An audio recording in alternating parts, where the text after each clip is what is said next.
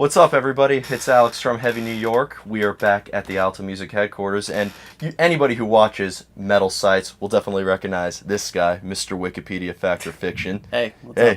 Graham of Loudwire. Thank you so much for your time, Yeah, man. thanks for having me. Yeah, we actually met via speed metal dating.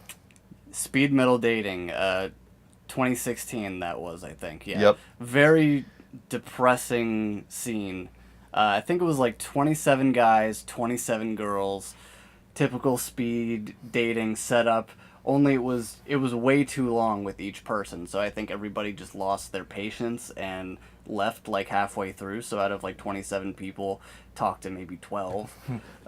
Really? I thought it was too short with each girl. Did you really? I was just like, just give me like 2 minutes with each person. Just go and like you have an hour, and they didn't even have like the dating cards, so you hand them in after, and so you see who likes who, and then you can hang out after. But like I don't know, it was interesting. Yeah. It was not horrendous. I did not find the love of my life that night, but I did see two people making out afterwards, so I guess it was a success for them. We found each other. We did, Yeah. yes. Yeah. But, yeah, I mean, that was... I noticed a lot of girls at that event also didn't like metal. That was the first question I actually asked every time. Yeah. What's your first... And a lot of them was like, I think the best answer I got was, I actually listen to some heavy stuff, like, do you know the band Stained? Or do you know the band Right. Creed? Yeah, of course. And, but yeah, like most of the girls didn't really like metal, so when I gave them the typical metalhead dating line, like, shall we listen to Abath and cross into the catacombs of hell together as we plunge in eternal darkness, I definitely got one eyebrow raised over another. Right, yeah. I actually started on a line of 3, like, sorority type girls who didn't know why they were there. They were just kind of there for the sake of it, and I think everyone else there was like a journalist, just to be like, look at this shit show, and this is what happened, and these are the weird conversations I had. I went as a journalist, but Yeah. like, Yeah, I know. I remember being like, "Holy shit, you're from Loudwire," and you were like, "Shh." yeah, don't tell anybody. Like I gotta, be low key. Yeah. Well, I mean, Heavy New York didn't even exist at that time yet. I was attending a lot of metal events at the time, trying to get a feel for it. And as somebody who's followed Loudwire from watching Wikipedia Fact of Fiction to reading just about pretty much being my morning newspaper, like, it was really cool. I can't tell you how many times this channel has ripped you guys off. It's just been... How so? I'm kidding.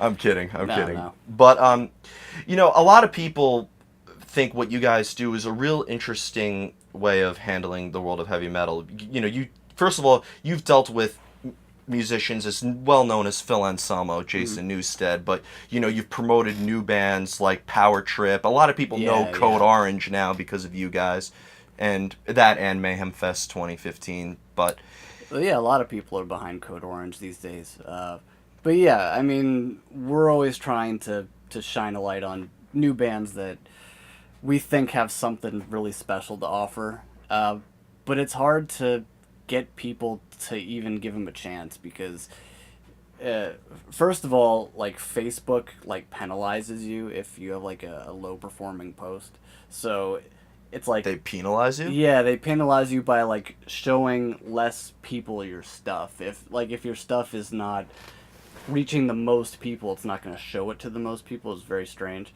Wow. But it's a hard thing to actually like convince somebody just to click a link and be like, this is a band that you need to listen to.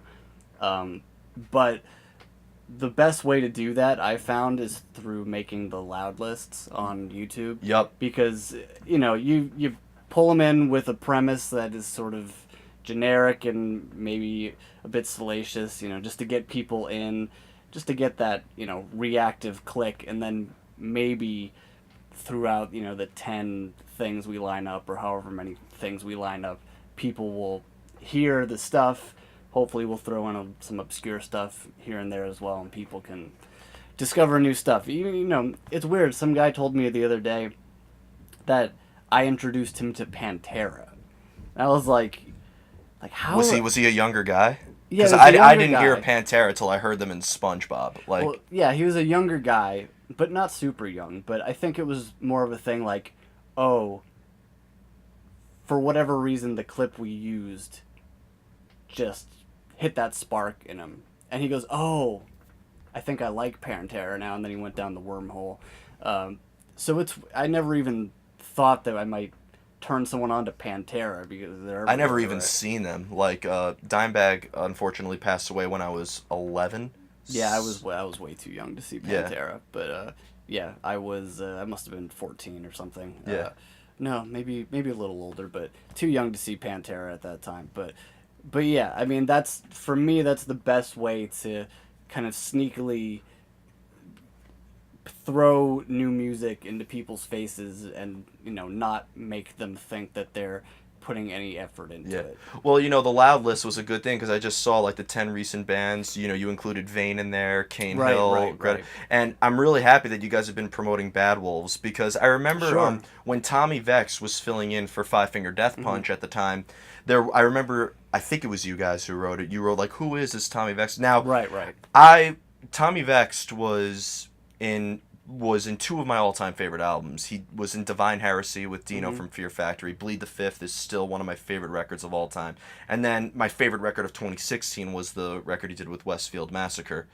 Right, right. Yeah, he was in a bunch of stuff. He was in It's Vexed with Angel Vivaldi. That's right. And I always thought he was the most criminally underrated vocalist of all time.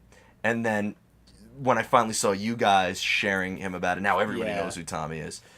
Well, I mean, he's a guy you can really look to him as, how to I think like a roadmap on how to become successful in a lot of ways because he just kept putting in the work and putting in the work and just grinding away at it at all these projects that just didn't for whatever reason get a giant fan base. People knew who he was. He had fans like you and like more underground fans, but he just kept putting in the work, kept trying new things, and then who knew that a cover of Zombie would do 100 something million plays Yeah. on YouTube? But if that's the only thing you are missing out a lot. Yeah, there's a lot more to what Tommy does. Yeah. The But best, yeah, the best was seeing. I don't know if you were there at Bad Wolves at Gramercy Theater. I But, wasn't. No. but like you saw like all the old school New York City hardcore fans like being like, we knew this guy before that zombie shit. Yeah, they Like, probably don't even like Bad Wolves very much, but it's yeah, but, I'm glad that he just kept plugging away. It's like guys like that inspire me a lot. Just who keep trying and trying and trying and trying and throwing stuff on the wall, and then finally something sticks, and everyone pays attention. yeah. Like, Yeah. Now, one thing I was really curious about was because aside from Loudwire being a metal site that shares all these articles, promotes bands and everything like that, but you and Joe, I would say, are like the faces of Loudwire, sure, pretty much, right? Like sure. you, every metal site Yeah. needs at least one. And we got Tony too. Oh, for okay, sure, doing Tony the news. Gonzalez, Yeah, who yeah. does like the news, best news anchor. Oh, Yeah. good. Yeah. But so like being the face of Loudwire, is there like because those Wikipedia Fact of Fictions, what I like about them is that they seem so natural. They don't know what to expect. I Right. didn't think M Shadows was expecting for Wikipedia to say that he could play the clarinet. No, no, of course not. And you definitely weren't expecting for Gene Simmons to do the "You're My Lord and Redeemer." So Yeah. yeah, it's like it seems like there is a natural element to being like an interviewer, right? Like there's been a lot of times where you could tell it's staged, whether they have like a piece of paper and they're reading questions off. But for you guys, for you and Joe, it just seems like it is a very natural, and Tony, a very natural element, right? Yeah, I mean, we don't tell anybody what we're gonna ask them before we ask them stuff. We just kind of sit them down. Like they'll know most of the time that they're gonna do the Wikipedia thing, and they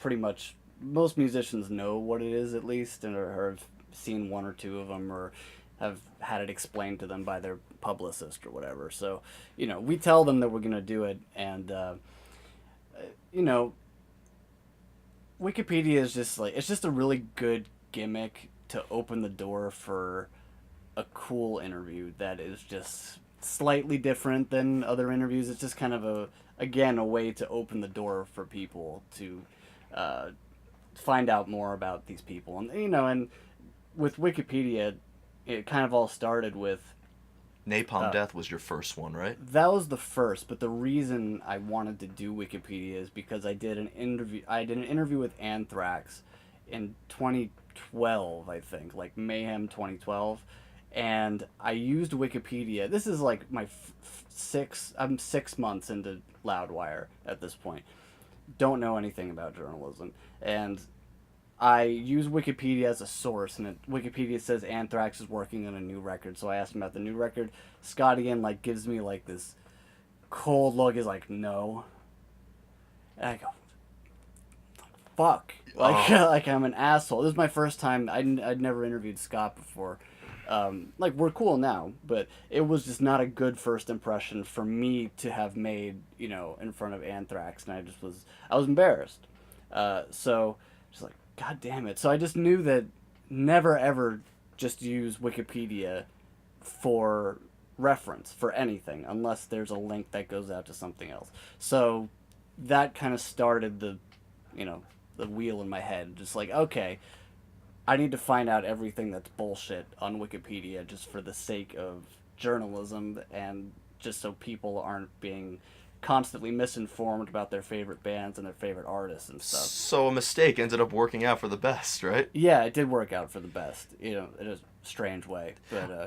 But yeah. Going back to the natural element, though, I almost like I was watching an interview with James Hetfield on Joe Rogan's podcast, and Oh yeah, I watched that too. yeah, James was saying he's messed up on stage. He played Fade to Black at like the completely wrong time, Right. and he announced he was playing the different song at first, and he said though he looks back at that and realized that there was a natural element to it that the audience appreciated. We look at James Hetfield as a god, but in the end, he's just very talented, but just an individual, just like the rest of us. So I'd imagine that there's been interviews that I totally messed up, and I have been corrected on camera before. Like, Sure. I interviewed the New York City-based death metal band Internal Bleeding, and I said Eternal Bleeding. Oh, okay. And yeah, that's a bad one to do. But yeah, but he was like internal, and in the end, people were just like, he fucked up. It's you'll get your trolls obviously making fun of you, but yeah, sure. But I mean, people appreciate authenticity, no matter if you fuck up, if if it goes really smoothly and that's just how it went. But you need to show people exactly how it goes, and if you fuck up, like imagine if we had cut out all the weird kind of like dramatic, tense stuff with me and Anselmo in that early Wikipedia Fact or Fiction episode. Like it just wouldn't have been like a launching point for the series, and it wouldn't have just been as entertaining as it was. Like, yeah. So that was the first real one. I think that was the first full-fledged like let's devote a whole segment to this idea, and Phil we're like, if it doesn't work with Phil, it's not gonna work with anybody, because he's just so entertaining, and he's a legend. So but yeah, I mean, that whole thing was so authentic, and it's more entertaining that way. So you just have to stick to what actually happened, even if you're the butt of the joke, because you're gonna end up winning in the end, at least for something like that, like with him cracking my knuckles and like threatening to punch me, like. But after the cameras went off, like, we just were like, that was so good, and we had a big hug, and it was really great. And I thought part 2 was even better. Part 2 was Phil is always such a good interview. Like, I could interview him every week for the rest of my career, and I'm sure he would have a great story to tell, or just a cool perspective, or and he's just a really interesting guy, and I love him. So well, being in 37 bands, you definitely have a lot of he's done so much. He's a legend. So yeah. Well, like the authenticity, like another example I wanted to give is I was interviewing the Ukrainian band Ginger on their tour with Cradle. Right. Apparently, I was one of their, if not the first North American interview they were doing. That Nice. Cradle of Filth tour was like their, and I was interviewing them in, I don't know if you've ever been here, but like the smoking area in the middle of Irving Plaza that only like staff is allowed to be in. You'd have to be more specific. I've been in like so many. If you go in through the corners of side Irving door, Plaza. if you go in through the side load-in door, and just go straight underneath the staircase. Okay. Yeah. Like I've done interviews I've done interviews on the roof of that building. I've done interviews like in every little corner that could possibly be used to just block it off and not be in anybody's way. I did an interview with King Parrot in the bathroom one time. In the bathroom? Yeah, I did a interview with Bobby Blitz from Overkill in the Best Buy theater bathroom, now PlayStation theater, I think. Yeah, it's PlayStation. But in the Ginger interview, I was an idiot who actually I set the camera up in the worst place, right by the door where people were going in and out. Now, towards the end of the interview, one of the security guards tripped over the tripod. Oh, Now, really? yeah, but the best part was the camera like didn't change that much. It just pointed downward a little bit. So we ended the interview crouching, being like, "We'll see you next Oh, time." that's funny. And Yeah, they good. and the PR loved it. Yeah. Like the PR, they were like, "Your camera's okay, right?" They loved it. They thought Yeah. it was natural. It wasn't staged, and what a good way to start their first North American press. Oh, that's good. So, what I loved about Wikipedia was the fact that there is stuff that's wrong, and that like Yeah. they are setting the record straight. Like Corey Taylor's was phenomenal. David Draymond, which Yeah, he's great. yeah, like I really thought that the owa noise actually did come from the zoo, and I actually Ah, you thought that. Okay. I wasn't sure about that. I thought that was probably bullshit, but that's what it said on there. But yeah, and it gives people like a chance to like really hear more about like if there's always like a certain subject you tackle like a specific one, yeah. and it seems like they're able to elaborate on that because you always say you could elaborate if you so choose, and they Right. always seem to elaborate. They always like to elaborate, and I also try to, if they're not elaborating in the way I want them to, I just pull their strings a little more and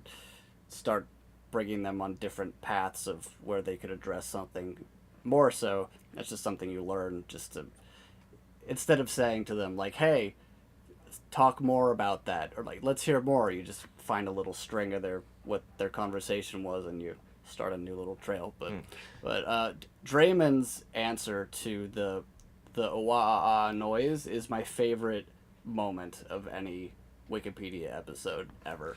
That's an honor to hear. Being that It's- Disturbed is one of my yeah. favorites. Right. Yeah, that's my favorite because he was so taken aback by that, and he was just so baffled that anyone had actually thought that and put it on there, and that I just confronted him with that. His reaction was just hilarious. Or Corey Taylor having an uncle named George Robson.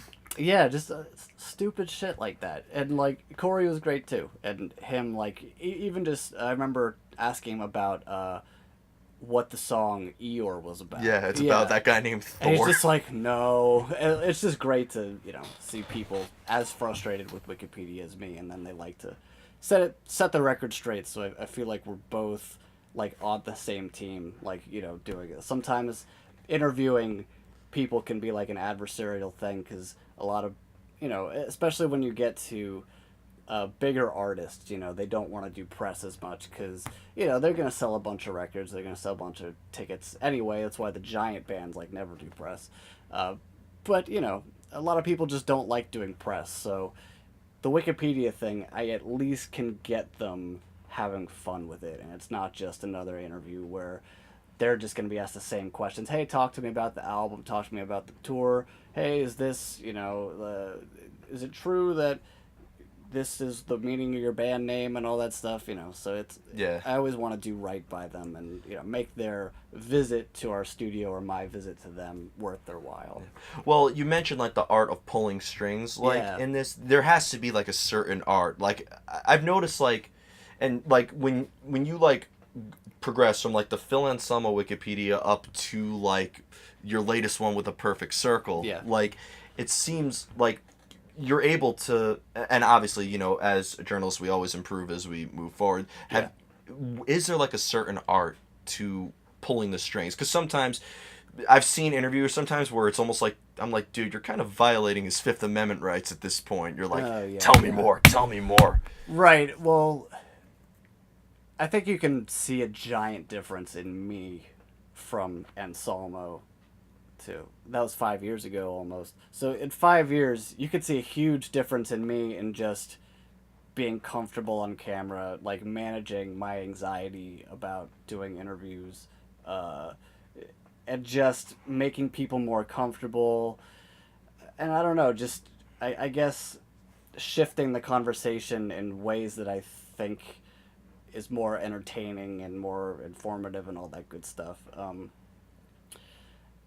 But yeah, when it comes to the art of interviewing, you don't want to make someone feel like they're not giving you a good enough answer to what you want. So it's better to, again, take something that they've said in their answer and try to have them expand on that part, and to kind of steer them in a bunch of ways that will give you what you want and what you think the audience will want. And I think I learned a lot about this. You just learn a lot about communication from interviewing people, because you're just they're on the hot seat, you're strangers, you're trying to be comfortable. It's a really weird situation. It's almost like you're getting interrogated. There's times, right? Yeah, it's a weird way to have a conversation. It's not very natural, so you have to make it feel natural. But I learned a lot about these sort of the pathways, I call them, from just going to therapy for like my whole life, because when you're in that hot seat, your therapist is talking to you, they are purposely leading you to a bunch of different conclusions for your problems and making you really confront all these different ideas and all these different possibilities. And they're not just telling you what you need to do, they're trying to maneuver you and sort of manipulate you, but in a positive way, to get you to that end point and have you get there yourself. So I almost try to do the same with the people I'm interviewing, to try to get them there, lead them there, but ultimately it's their decision, to walk down that path until, we decide to change the subject or whatever. Yeah, it's funny. I've been criticized before where like sometimes I've asked too brain picky questions, like not like what's the meaning of this, but like do you like have a formula in which you feel. I went to art school, so like a lot of Sure. the way I review albums and the way that I ask questions is what I was doing with when critiquing somebody's like minimalistic sculpture in Okay.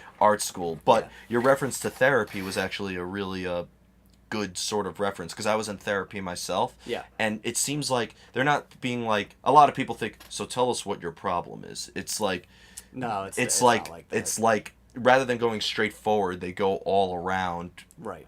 many different routes to get there. Exactly. And that's the most effective way to get the most meaning out of your hour together, or when you see a therapist. So, why can't it be the most effective way of having an hour with a musician? And, again, just meaningful and effective ways of communicating and connecting. And again, an interview is a very weird way to communicate.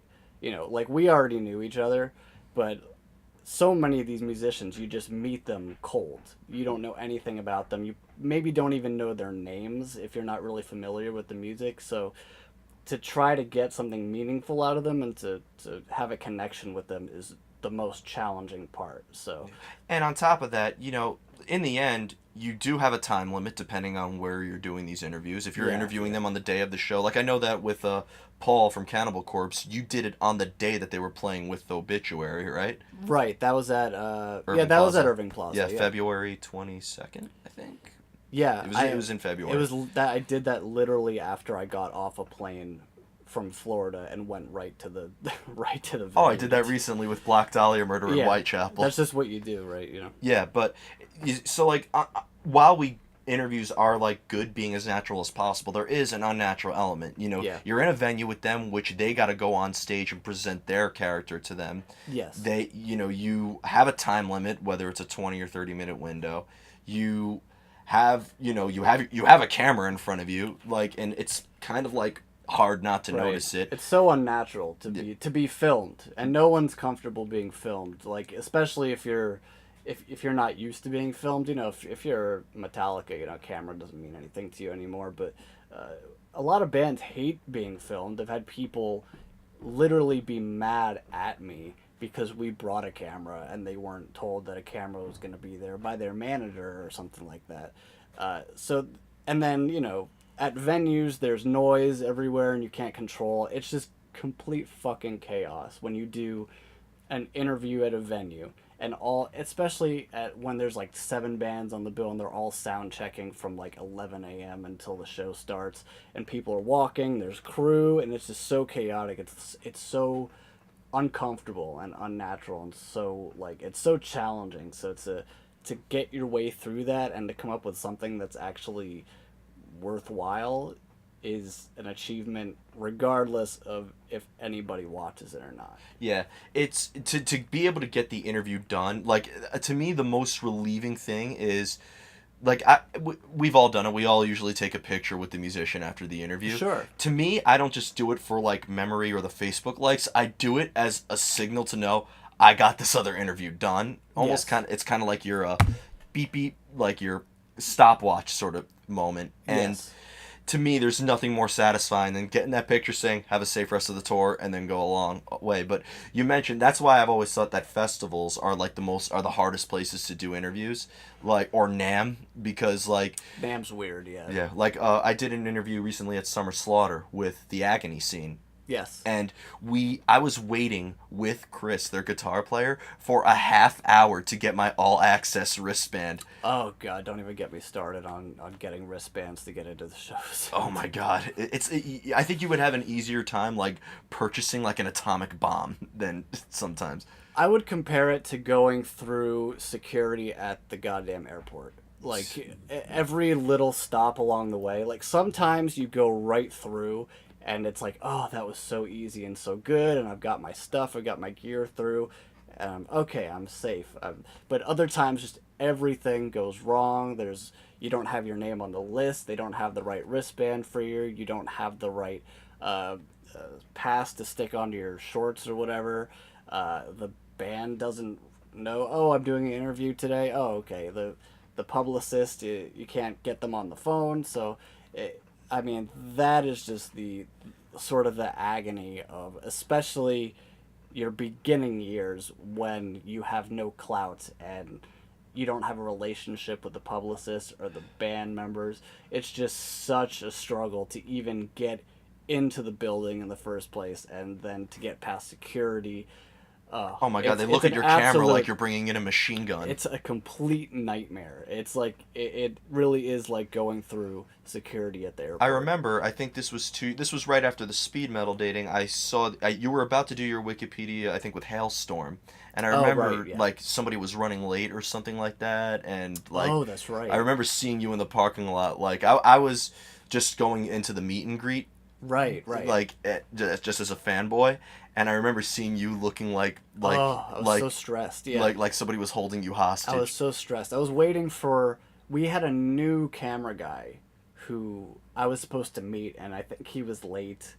And then also, I was interviewing Lita Ford and Hailstorm in like the same hour window. So then, like, one of the interviews got one or both of them. The times kept changing, and my guy's not here on time, and I'm stressed and like waiting outside for this all to happen. I'm talking to publicists all the time, and I'm thinking about the questions I want to ask in my head. So we get in finally. We run to Lita Ford, and I have like 10 minutes with her, and then we have to take all our stuff and then literally run across the venue, like, you know, Webster, like you kind of go all the way around to the other dressing room, and then you set up again, and then, you know, thankfully Lizzie Hale is like the sweetest person on the face of the earth and the easiest person to work with and just the greatest. So, you know, she's super patient and very sweet and gracious, but it's just complete chaos when you're trying to actually work with equipment and people, and you can't just like you set up and then the person you're interviewing is gone to take a piss or whatever. It's absolute chaos. And I'm so happy when people come to our office because it's so controlled and it's so much more relaxed. Yeah, and I'd imagine you don't have to deal with sound check. Like, no, we've got our guys there. We know we can rely on our guys. We don't have to like lug equipment around everywhere. You know, don't have to deal with getting through security. It's better. I don't like doing interviews either at like dressing rooms or like the tour bus sometimes. I mean, Tour not to bus. bitch, but like the tour bus is like a lot of people like, oh, you're on the tour bus with the band. I'm like, yeah, and it smells like pot, and it's and it's either smells like pot or like a cheese factory, and Well, yeah, it smells like farts most of the time. But it's the tour bus kind of looks cool, but first of all, like a lot of people don't how noisy a goddamn tour bus is oh all the time. It just the air conditioning, the people going all the way back and forth. It's just not the lighting sucks. Like it is not the place to do an interview. yeah, Like but sometimes ever. you don't have a choice. Like Sometimes you have to do I it. was interviewing the band Sirenia at the Kingsland, and I don't know if you ever been to the Kingsland, but I don't think so. it's half the size of St. Vitus, Oh wow, okay. and like so, and already people. It was right after doors were opening, so like everybody was plowing into there like it was a stampede because it was Sirenia and Threat Signal, and Threat Signal Oh, never okay. comes around to New York, Yeah. so people were also there to see them, and like so I met their guitar player, and I was just like, he was just like, let's get the fuck out of here, and like hightailed it out of there. Yeah. But it's crazy. It's cool to know that, like, because some people who are just starting their interview things, and they Loudwire's to the point where like they take inspiration from you guys on how to write articles. You have Wikipedia Fact of Fiction, which is like your own little thing, so they kind of try to do their own little thing and stuff. So it's good to know that even some of the greatest go through similar struggles. Yeah, it's always a struggle. No matter what you do, it's always a constant struggle. If not due to circumstance, then just your own energy and your own perseverance to get there. I started doing this in 2010 for Metal Injection. I worked for Metal Injection for a year and a half. They gave me my start. Today I love them to death. Shout out to Frank and Rob. Frank and Rob, such great guys. Yeah, I ripped them off too. Eternal love for those guys. And then, so I am now, as of this month, actually, 7 years into Loudwire. So to just go and go and go and grind, and of course, New York City's stressful city, and I think most people just know me as the interview guy, but interviewing is like 1% of what I do. Yeah, for you are Loudwire. you're a senior writer, so you write articles too. I write articles, I help edit articles, I do graphics, I do video editing, I do segment production. We have meetings all the time about doing ideas. I go to festivals, but most of my time is spent writing just news or reviews. I hate doing album reviews, but sometimes you have to do them. Just different written pieces. I've written, I don't know, 5,000-6,000 articles, maybe 7,000 articles for Loudwire by now. But yeah, like you see so little of what I got to do, and it's just a complete grind working, 8 to 5 every day, sometimes on the weekends. If someone dies, there goes your weekend because you got to keep writing So the about week came them. as Roman's death, I'd imagine. Yes. Luckily, we've got a great team, and they took that responsibility.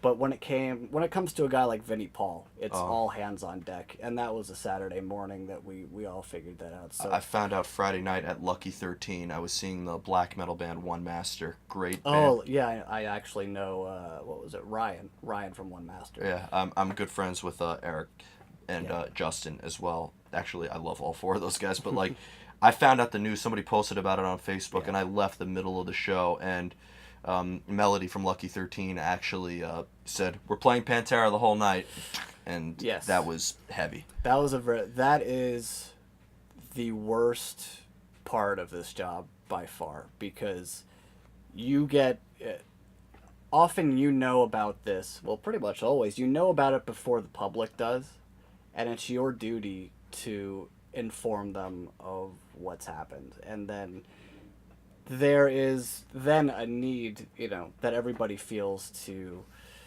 listen to all their music, watch all their stuff. I know that I do it all the time with, when every legend or even just someone that I like passes away, I get obsessed with their stuff. And you can see that happen worldwide all the time when somebody dies. When somebody dies, it's like a switch flips and everybody focuses on that person. So you need to meet that demand. So you need to write a lot about them, stuff about their career. You got to make, a list of their moments. You got to write post after post of other musicians paying tribute. You got to feed the people what they need, and to keep them informed, and then so they're able to grieve and to fill that need they have to completely fill themselves with this person's art and their life. Yeah. And that's the absolute worst thing when Yeah. you get like a press release from the band, or somebody texts you and says, "Hey, this just happened. We're about to send a release about it," and you've got to share the bad news with everybody. It's awful. That's honestly, I remember the day that Chester Bennington died, and That was a really bad Chester. I mean, Linkin Park Hybrid Theory. That was my metal record. That was my first. It's still my all-time favorite metal album. It's probably always going to be my all-time favorite album. Yeah. And I remember I was on my way to interview one of my favorite musicians, Logan Mader. Yes. Because Once Human, I know obviously Machine Head and Soulfly, but like that Once Human record's like my favorite record of 2017. Okay. And I was so excited to interview him. I was also interviewing Dragon Force that day, and I remember getting a call from my camera guy I had at the time, being like, "Dude, Chester Bennington killed himself." Yeah. And this was like 10 minutes before I was supposed to interview Logan Mader, and I was just like, I don't want to do this interview. Yeah. Like, I really don't want to do this interview, and Yeah. it's heavy. I almost feel like in this field there is kind of like an essence of having to build up a stronger stomach, right? It's almost kind of like winning an episode of Fear Factor. It's like A little bit. You need to, you as a journalist, a metal journalist, whatever you want to call us, for lack of better words. Yeah, you have to. You don't have time yourself to grieve in the moment because you automatically have to go to work.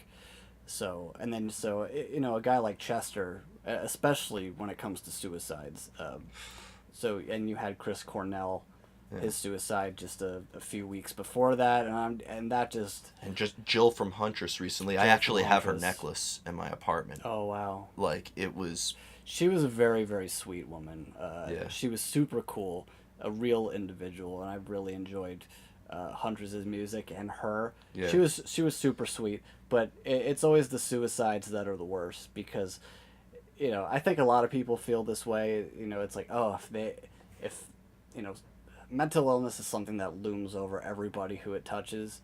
And it's like, oh, well, if they, them with their money and their fame and their legions of fans and all their gold and diamond records and all that stuff, if they can't get past it, what chance do I have? But the thing is that they have the exact same chance that you have in beating it, because all that stuff does not affect your depression or your anxiety one bit. Like, your anxiety and your depression is a legitimate medical calamity. So you can have all the great stuff piling on you as long as you want, or as long as it will do that, as long as you're lucky for.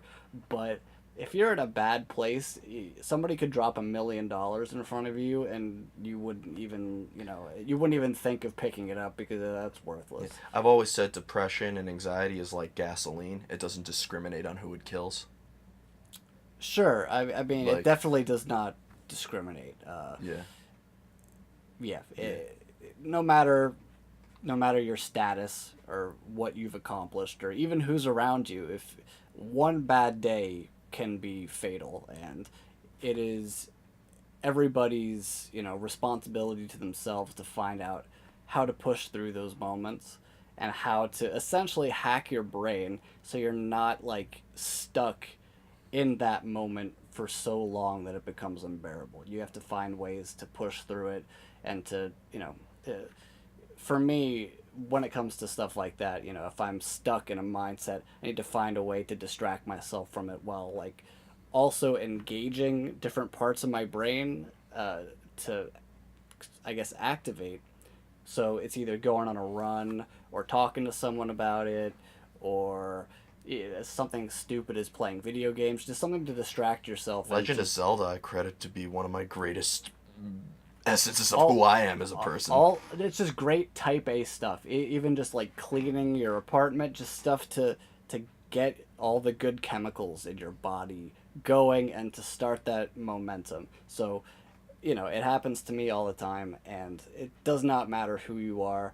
and anyone who calls them cowards for killing themselves are bastards.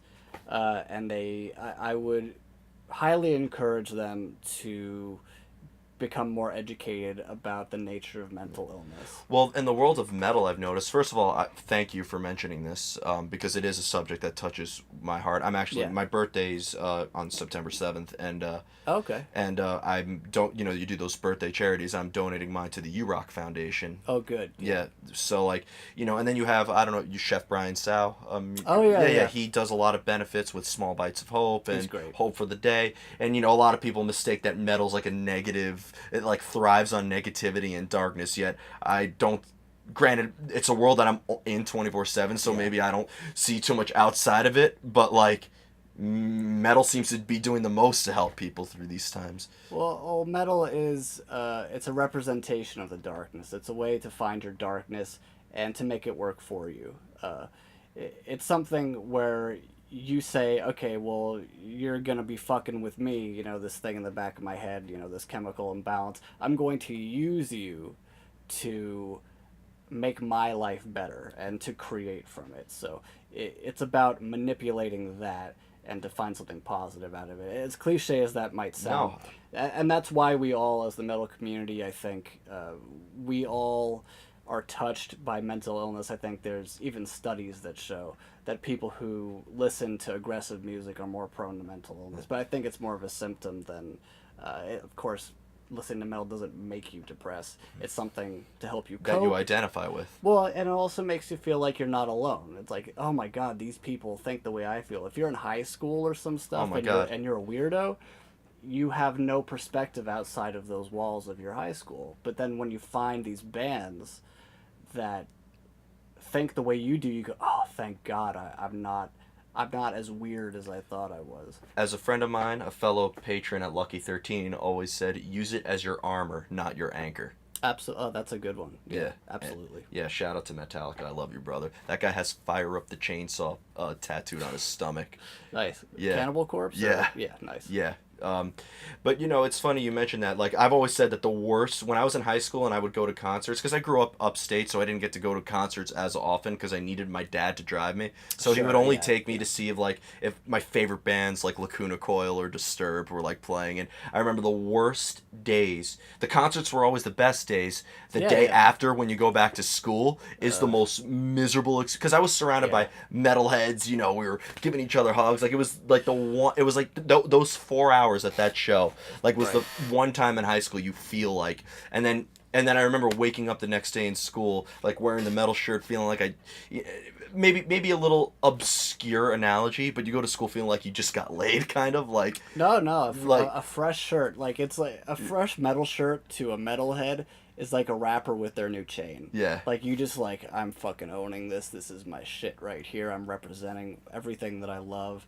And yeah, it's that new fresh shirt. I've got way too many shirts. dude I have 206 I just recently counted. Fuck yeah. But band shirts, it's a way of life for me. Yeah, 100%. absolutely. And that brought me into the next topic I wanted to address. I hope we're not going too much over time. No. Yeah. But speaking of band shirts, because from watching you, whether it would have been Wikipedia or the live streams you've done with Joe, I've noticed you have a variety of different band shirts. Lots of them. Not to be too creepy noticing it, but I've seen you. People point it out all the time in the comments. I've seen you wear a Royal Thunder shirts. I've Yep. seen you wear Dillinger Escape Plan. Yes. Astronoid. Yep. Napalm Death, and so much more. So I was curious because you clearly have a diverse taste, and being that I could tell that you're so into these interviews, and you're like, there's certain people where if they love one band, they'll be like the most enthusiastic with the interview, but Sure. like not like another to be kind of like robotic with it. Yeah. I've noticed you clearly have a diverse taste because of like, was there like ever like a specific metal? What was like your gateway drug into metal? Gateway. Okay. Let's start off at age 8, hearing Twisted Sisters We're Not Gonna Take It for the first time, seeing the music video on VH1 or whatever, and just thinking, oh my god, this is awesome. I love this so much. So I think that was probably the first like heavy metal song that I heard, and then going further like into junior high school, it was Slipknot. and a band called the Berserker, who were Oh, fuck yeah. yeah, I because they also wore masks, and I was into Slipknot, so I'm like, oh, another band that wears masks, and it turns out they were far crazier than Slipknot were.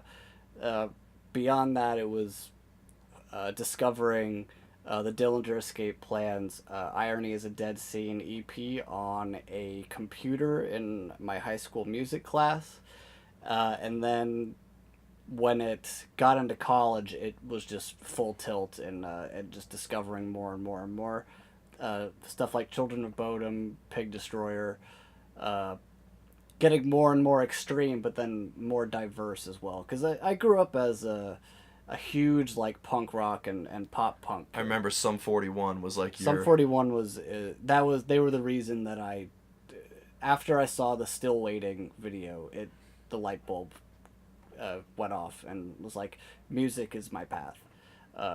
So they still, heroes to me personally. But you know, having gotten into metal is so dynamic, and the family tree it branches out so far. More, punk is more of like an alley, where it's like if you're not in this alley, then you're not punk. But if you can be metal and do just about anything, so that really introduced me to a lot of other music that I love today, and breaking down my favorite bands and learning who their influences were.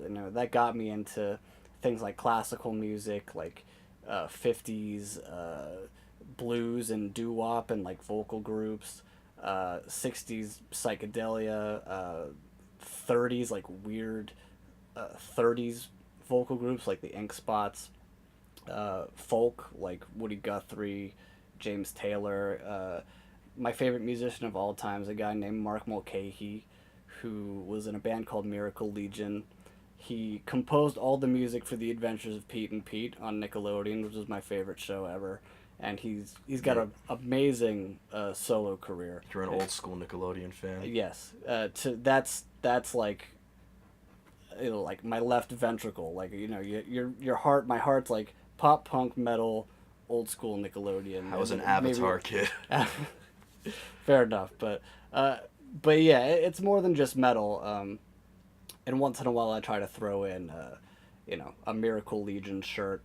I just made an Ink Spots shirt, so I need to wear that sometimes. So yeah, the hope is, even if it's not a metal shirt, that maybe someone will see it and be curious and be like, I don't know what the hell that is, and maybe they'll type it into Google or something. Yeah, well, it's funny. Because Heavy New York's very involved in the local scene as well. Yeah, so we interview sure. a lot of we have like the podcasts for local bands and stuff, and there's a local band that I'm really close with who I recommend you guys check out, called Dishonest Escape. Okay. They combine what you would love about Whitechapel and Slipknot, and and even like maybe an old school OTEP sound. Like they have and they sing about like psychology. And I remember like I was wearing their shirt during my interview with Suicide Silence, and even like and I wore my One Master shirt during my interview with Neil Bliviscaris and the Australian Symphonic. Oh yeah, of course. Yeah. And like they were like, oh, that's a cool band, and the band actually checks them out. Like musicians are like interested in checking out like some of these other bands and whatnot. And I mean, granted, I haven't had that accomplishment yet, but I've heard stories that like somebody recommends, like there would be times where people in local bands would sort of like maybe give the musicians a CD, which is either like good, either it's gonna be 100% in your favor, or they're gonna tell you to go fuck yourself. But but like sometimes they would like check it out, write to you, this is awesome, and then sometimes they're opening up for them at their next New York shit being like the local gigs. So I mean there's a lot of very legendary stories about guy hands demo tape to musician, and the career starts. I think Angela did that with Arch Enemy. Sort of, yeah. She handed in like a videotape, and then a few years later it came to be. But then I think it was, who was it like? I think someone Green Day handed their tape to someone, and then bang. like stuff like that. Or maybe someone handed their tape to Green Day. I don't remember. I think one of the original members of Cannibal Corpse like knew Brian Slagelwell and Right. kind of like so and even Lars like Lars had a lot of connections, so that's always like an interesting way. I think I totally just got sidetracked, but like That's fine. it's a podcast. What are you Yeah. gonna do? But like you see how like bands kind of evolve and stuff like that. I mean, there's been plenty of times where interviewers were starting bands, like Jamie Josta was the interviewer Right. for Headbangers Ball. Yeah. Well, yeah, he did. He ended up being in Headbangers Ball. Oh, this I was think. before. Oh, Really, he yeah. was already. Or I knew Hatebreed was around, but Yeah, Hatebreed was around, and then he kind of took it over. I think it was during the time that Hatebreed was starting to get big, but he's doing so much stuff, and those are the kind of guys that I always really look up to. The guys who just grind and grind and grind, and if there's something that they think, if there's something at all they think that they might love, they just try it. Like Yeah. guys like Henry Rollins or Jamie Josta. Guys like Greg Graffin from Bad Religion, who's into zoology and biology and plant science and earth science. So he just goes and gets his doctorate in that. Guys like Dexter Holland, who just got his doctorate in like biochemistry or something. Same with Milo from the Descendants. It's real. And then Chris Jericho has done everything. Corey Taylor writing books. Just guys who really go out and just if there's something that they feel like they may love, they just try it. yeah. Did you play the Josta Show drinking game yet? No, what's that? You have to every time he's plugging in a new product, like a new advertisement, you have to chug Okay. your beer until that plug is over. Okay. Every time he says hard, you have to do a shot. Jeez. Every time he says a high tide raises all ships, you got to do a shot. Oh. Every time he mentions something about the industry, you have to do 2 shots. Right, yeah, I think I'd pass out in about 10 minutes. So, yeah, I won't be trying that one, but I appreciate the Josta I'm looking show. for. I love the Josta Show too, but I'm looking for somebody to. I'm looking for a volunteer if you guys want to participate in that. I'll do it with weed, but not alcohol. I'll take a hit every time he does one of those things. I can't smoke weed, so we Okay. have it. All right, so I'll do the drinking, you do the weed smoking. Okay, fair enough. Yeah. All right, you have to do like a 1-hitter for each time, Yes. or. Right. So before we go, I want to thank you so much for your time. For real, like when I first met you at the speed metal dating thing, like Heavy New York wasn't a thing yet. This wasn't even a vision yet. I was just watching, videos by you guys, while doing my homework when I was attending SVA, or like watching you guys as I was painting. So to do this is a tremendous honor. Is there just anything you'd like to promote, or any shout outs you'd like to give? I would just like to thank anyone who gives a shit about me or gives a shit about Loudwire. 7 years into a website, I've been there since the beginning, and just to see it grow has been amazing just to watch. I can't even really put it into words, and having been a depressed kid in college, and then thinking that I'm never going to be anything. I'm never going to be able to do anything. I can't, I don't fit in this world. And then, like, a year later, sitting across from Rob Halford. So, yeah, if I were to say anything, it's just you never know where you're going to end up. So try everything you think you might want to try, and it'll hopefully work out for you. And if it doesn't, just keep plugging, because better to die a failure than to live as someone who's never tried a goddamn thing in their life. Chances make champions. Yes. Yeah. And, Graham, thank you so much. Thanks, dude. Everybody, we are here with Graham from Loudwire, a big inspiration from Heavy New York. This is Alex from Heavy New York, and we'll see you next time.